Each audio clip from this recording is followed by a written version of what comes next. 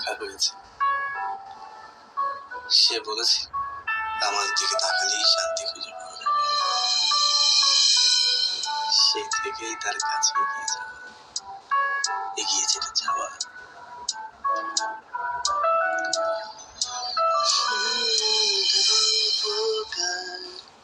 দেখো লিখছে কে ভুলে অন্ধকার শিখছে কে গল্পকার।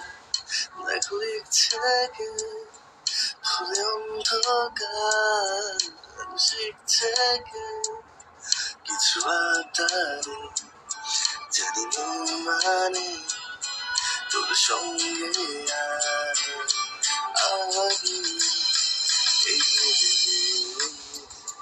দু এক পায়ে হাঁটতে চাই কয়েক পা তোর সাথে।